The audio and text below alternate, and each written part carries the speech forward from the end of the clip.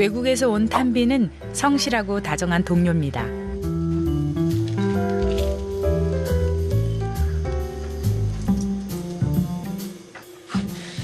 한국에 온 지는 4년, 이 회사에 온 지는 1년 6개월, 품질팀 2년 차입니다.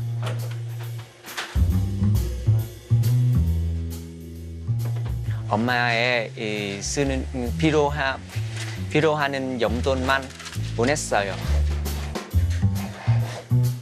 지금 한국 돈은 40만 원 정도 보내고 있습니다. 매달. 근데 40만 원이면 진짜 큰 돈인데, 베트남 돈. 그럼 만약에 탄빈이 안 보내면 생활을 어떻게 해요? 제가 없으면 좀 힘들어요. 저는 그 명절 때만. 명절 때만? 네. 왜냐면 저도 여기 애들 키우면서 먹고 살아요.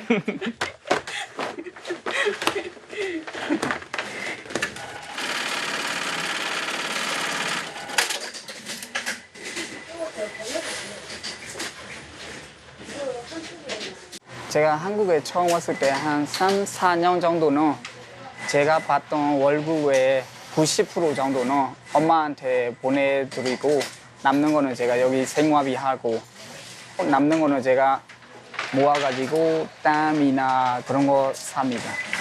뭘 사요? 땀. 땅? 예. 땅을 사줬어요? 예. 저희 나라예요. 여기는 저희가 살 수가 없어. 너무 비싸가지고.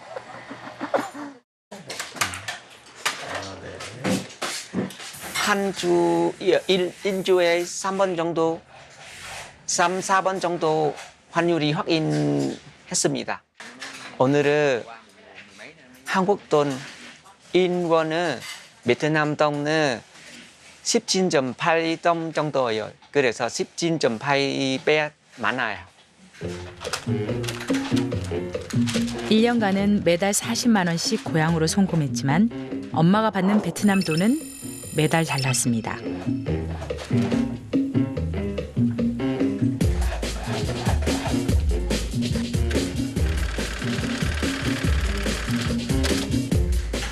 환율은 확인하지 않습니다. 왜냐면 확인해봐자 내가 올릴 수 있는 거 아니잖아요.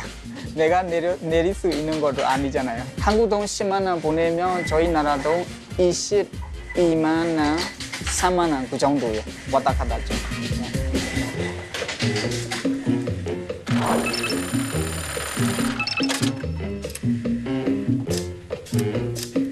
일단 저희는 달러로도 하거든요. 물론 저희 나라 돈도 있는데 근데 대로만 보내면 달러로 보내거든요.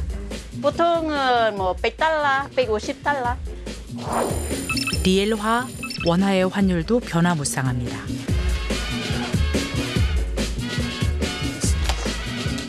한국에서 일하며 원화로 월급을 받는 사람들입니다. 짜트, 리엘, 동. 각 나라로 송금을 하는 기준은 뭘까요? The exchange rate, the key exchange rate for any currency is between its own currency and the US dollar.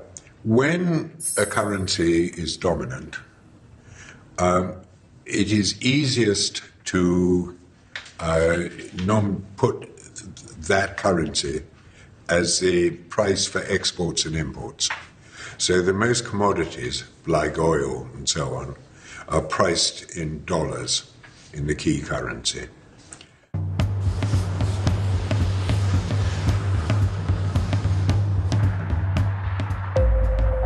달러가 세계 돈의 기준이 된 건 100년도 채 안 됩니다.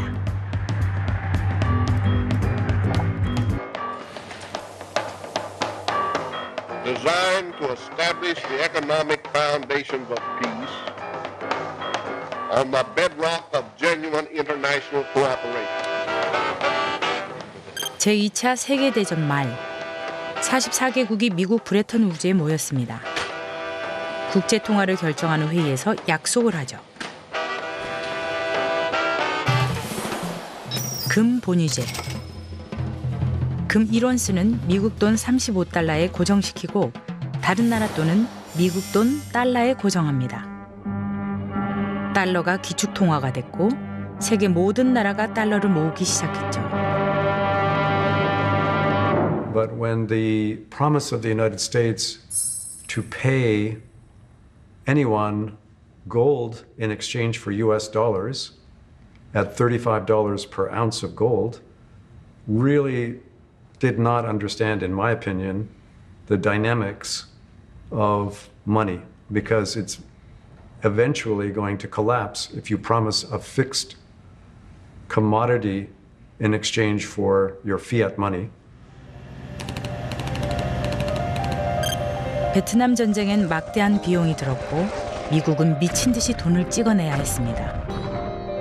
다른 나라들은 슬슬 미국이 금 보유량 이상을 찍어내고 있다는 의심을 하게 됩니다.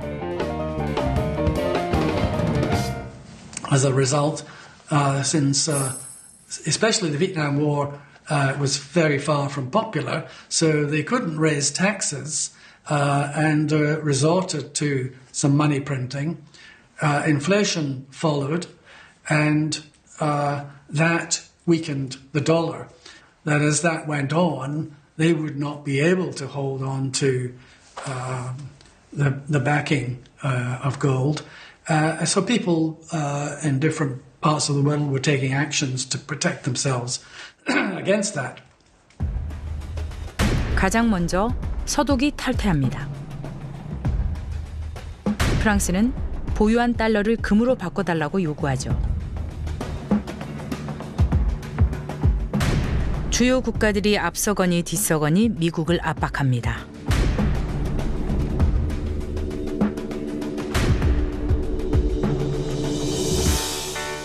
결국 1971년 미국은 중요한 입장을 발표합니다. I directed Secretary Connally to suspend temporarily the convertibility of the dollar into gold or other reserve assets, except in amounts and conditions determined to be in the interest of monetary stability and in the best interest of the United States.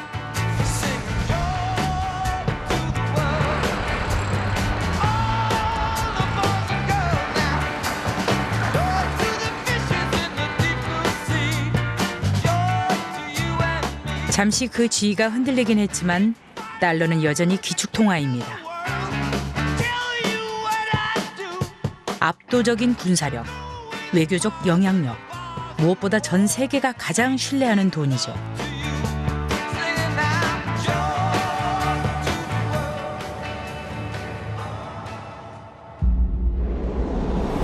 그럼 다른 나라의 돈은 어떻게 됐을까요?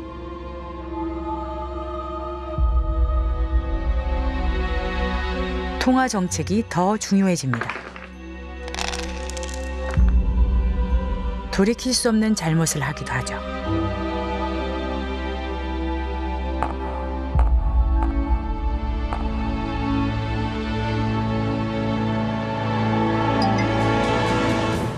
아르헨티나로 가볼까요?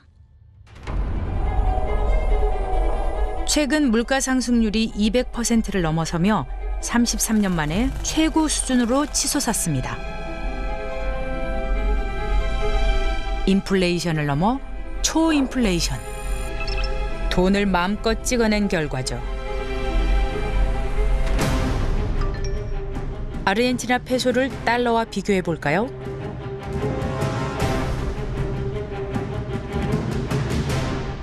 (1994년) 아르헨티나를 여행하는 사람들이 $100를 바꾸면 99 아르헨티나 페소였습니다. 그런데 2024년은 돈을 많이 바꿔준다고 좋은 게 아닙니다. 자국의 화폐 가치가 떨어진 거니까요.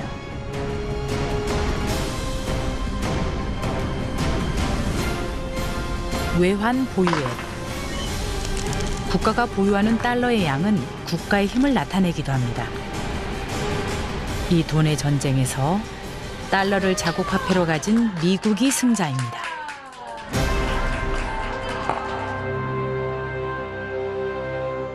And the U.S. has a slight additional benefit, which is maybe what you're getting at, which is that a lot of people want to hold dollar-denominated assets around the world, and use dollars for global transactions, not just domestic transactions. So it's not so much that key currency gives you the advantages, but key currency is because you have other advantages.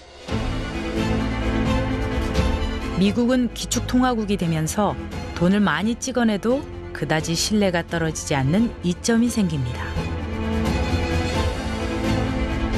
다른 나라가 다 그 달러를 원하니까요. 하지만 다른 나라는 돈을 많이 찍어내면 그대로 화폐 가치가 추락하죠. 단지 돈을 더 찍어낸 것만으로 인플레이션을 넘어 초인플레이션까지 발생하게 됩니다. 전쟁이나 혁명이 일어난 것도 아닌데 말이죠. Well, inflation is always and everywhere a monetary phenomenon. So that's a quotation from Milton Friedman, one of the famous monetary economists that we've ever had in the world. So that means under barter, we don't have inflation. We only have inflation when we have money.